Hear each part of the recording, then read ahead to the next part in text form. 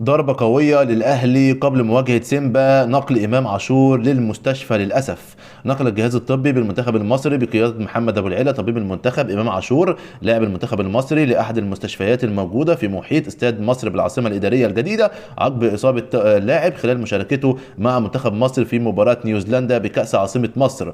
وأفاد مراسل إن اللاعب جرى نقله في سيارة إسعاف إلى أحد المستشفيات القريبة من استاد مصر بعد إصابته على مستوى الكتف. وتعرض امام عاشور للاصابه خلال مشاركته في مباراه نيوزيلندا بافتتاح كاس عاصمه مصر المقام على استاد مصر في العاصمه الاداريه الجديده.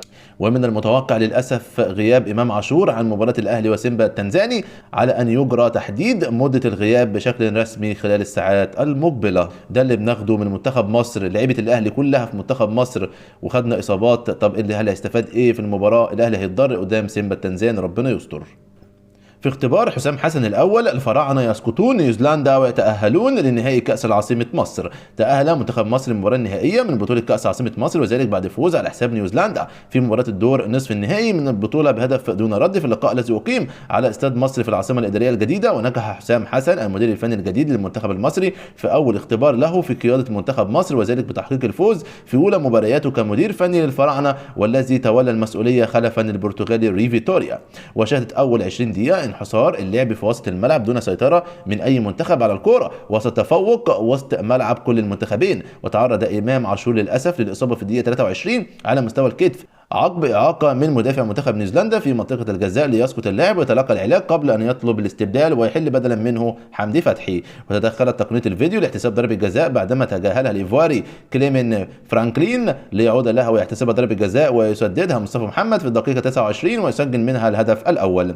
حاول منتخب نيوزيلندا أن يعود ويتعادل أمام الفراعنة في الدقيقة 30 بعد عرضية على رأس ماتا الذي وضعها أعلى العارضة من جديد، وسنحت للفراعنة فرصة الهدف الثاني في الدقيقة 37 بعد هات وخد من مصطفى محمد وعمر مرموش لتصل للأول الذي صوبها في الحارس. استمرت المحاولات المصرية في الدقائق المتبقية إلى أنها لم تكن ذات خطورة لينتهي الشوط الأول بتقدم الفراعنة بهدف نظيف. وحاول المنتخب النيوزيلندي في التعويض في النتيجة بالضغط بداية من الشوط الثاني من المباراة، والذي كان قريبا جدا من التسجيل لولا تألق محمد أبو جبل حارس مرمى منتخب مصر. وكاد المنتخب النيوزيلندي أن يتقدم في الدقيقة 59 بعد أن دخل ماكس ماتا داخل منطقة 6 ياردات، إلا أن أبو جبل أنقذ الموقف. وأتيحت فرصة لعمر مرموش من أجل تسجيل الهدف الثاني في الدقيقة 61، إلا أن كورته علت العارضة وأنقذت عارضة منتخب مصر الفراعنة من استقبال الهدف الأول بعد التصدي لضربة حرة مباشرة نفذها ساربريت سينج الذي صوب الكرة من حدود منطقة الجزاء واصطدمت بالعارضة.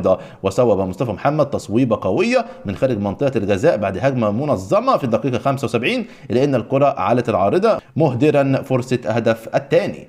وحرم القائم الأيمن لمرمى نيوزيلندا منتخب مصر من تسجيل الهدف الثاني في الدقيقة 79، وذلك بعد التصدي لتصويبة صاروخية من مروان عطية لاعب وسط الفراعنة. وأجرى حسام حسن 3 تبديلات دفعة واحدة في الدقيقة 80 بنزول محمد شريف وأكرم توفيق ومحمد الشامي بدلا من محمود حسن تريزيجيه ومحمد أفشة ومصطفى محمد. تبادل الفريقان المحاولات في الدقائق المتبقية لينتهي اللقاء بفوز الفراعنة والتأهل لنهائي كأس عاصمة مصر.